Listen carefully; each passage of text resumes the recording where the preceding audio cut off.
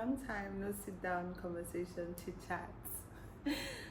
I'm tired of apologizing every time. We're now 30. Hopefully things will change and get better. Anyways, guys, it's your favorite girl, Tiffany Eweka, aka Sorogeye. That's Nigerian based in Ghana YouTuber reporting live for duty. Oh my god, guys. We're not doing a what's new in my life today. We're just like having a chit chat conversation on the sofa. We're chilling on the sofa, you know. I turned 30 2 days ago. Today is May 19th. Hope you guys can hear me very well. Yeah, I turned 30 and wow. And wow, that's a big age, a new decade, you know. And I've been wanting to talk about this particular topic that we're here to talk about today for the longest time. I've actually been looking for someone to actually join me on this segment and talk about it in full length. But the more I wait, I feel like the more it tugs in my heart. And what am I talking about today? I'm talking about conception. Oh my god, childbearing. And this topic was triggered by a movie produced by our very own Nigerian sweetheart, Bimbo Ademoye, A3 Studios production. A movie that was trending on TikTok, I think about 3 weeks ago, and it basically just talks about a woman in her waiting period for a child.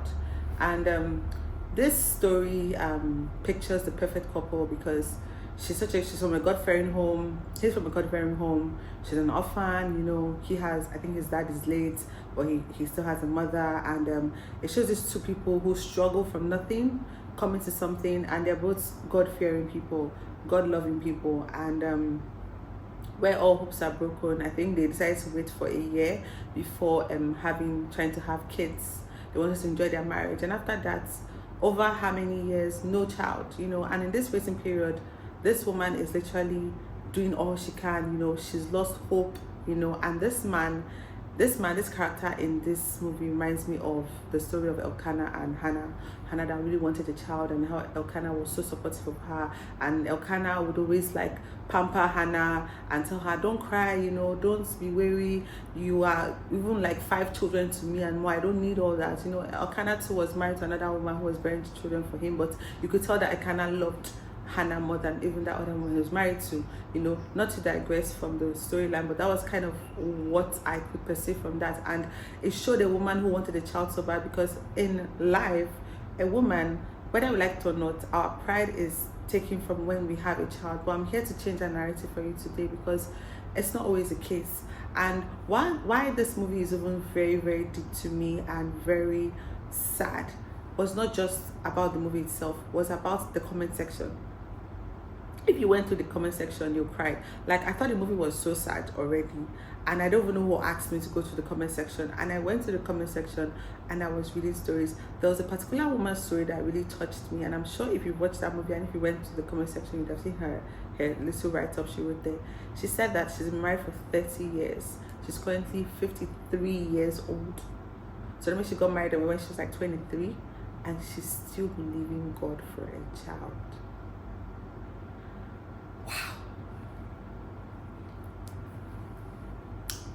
Some people there were saying 10 years, 9 years, 8 years. And it's so sad that the society we live in, where we are, the continent we live in, Africa as a whole, let me just say, like West Africa, we take this childbearing thing to World Cup. When I say World Cup, you see people that you just got married, outsiders will start coming. When is the baby coming? When are you having children? Are you not ready to have children? Why have you not had children? You know, society is not kind to women.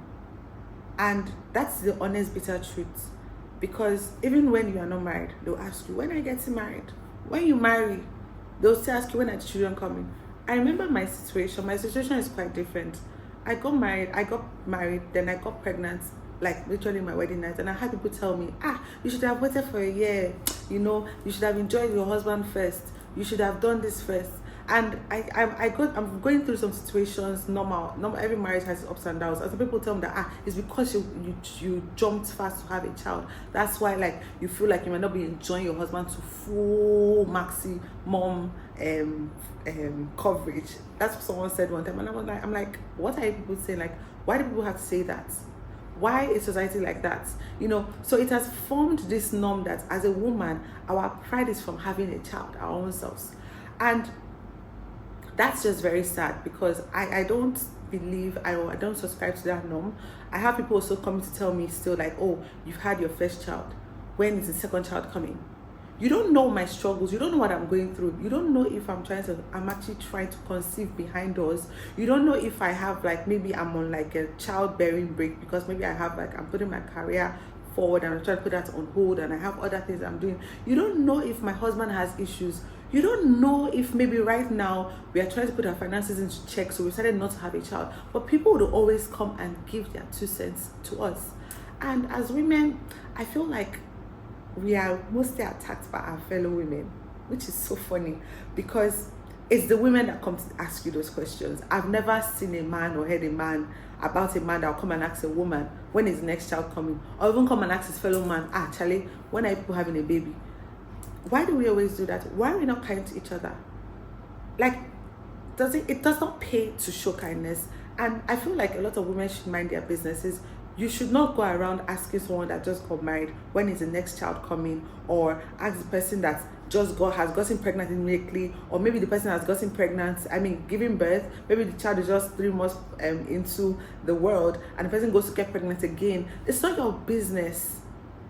Like, it literally is not your business. And I feel like the reason why like a lot of heartbreaking comments were into this section, and women like, oh my god, I'm waiting, it shows that it's become such a, it's what makes you a woman. And like a lot of women have accepted it. So that comment section was filled with a lot of sad women, a lot of women that you could see that someone was like, people in church are always mocking her, people in society, her in-laws are mocking her, calling her Barry, but she's gone to the hospital, she's fine, her husband is fine, she doesn't know what's going on. You see, all these touching stories that women were sharing. And I'm sure if you go to the comment section right now, you'll see new comments. I couldn't hold myself.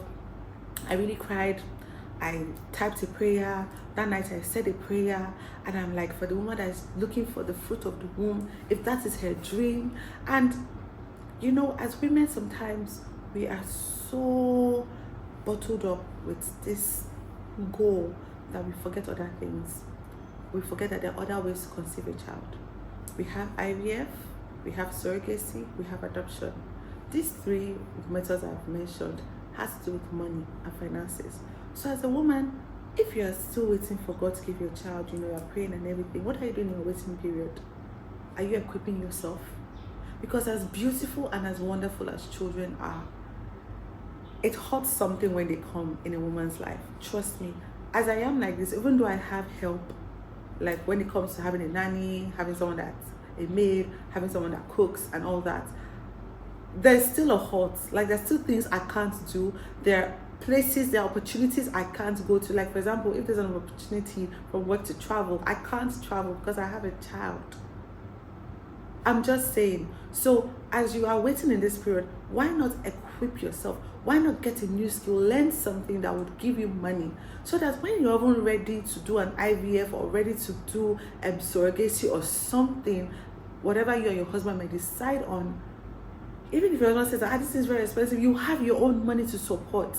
I remember telling a friend of mine who's quite grown, and she's always like, she wishes she had a child at least. She's not married, like, I wish I had a child at least, and all that, blah, blah, blah. And I always tell her that when I look at you, I smile so much and I see a mentor in you, because the stage you've gotten to in life right now, you are so successful. You have so much money. Even if you decide today that, okay, I may not get married, but I want to get a surrogate with my eggs and maybe someone's semen and all that, you can afford to do that.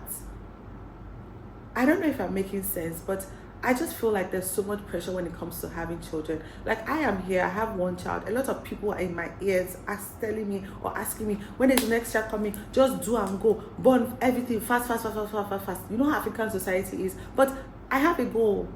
I have a goal that I've set for myself. I have different things I'm trying to achieve in 2025.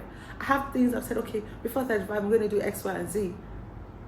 At least I have one child, and this one child I have is like 5 in 1. I always tell people like he's just like multiple personalities, and it's like God understood like where, like he understood this moment, because it was such a very, very trying time for me when I was pregnant, from the conception to when I was pregnant, to even the childbirth, to even after that. It was crazy. It was a roller coaster ride, but all in all, it was bittersweet. It ended in happiness, obviously. So right now I have goals, so I feel like it's offensive, and I do tell people like, don't ask me that question, and don't even ask people that question. You that you have 5 children, stop asking people. Like, if you know that your sole purpose is to have children, then be it, do it. Some people don't just want to have kids, and that one too is fine. I don't want kids, it's fine. You want kids, fine. You want 10 kids, fine. You don't want any kids, fine. You want to have a surrogate, fine. Even if you can, even if you are able to conceive a child and you decide you want to have a surrogate, so far as your husband is supportive about it, you're sure it is what you want, you guys have the right resources, finances, my dear, do it. If you want to also try with IVF, if you can, that thing is very expensive. If you have the money, do it.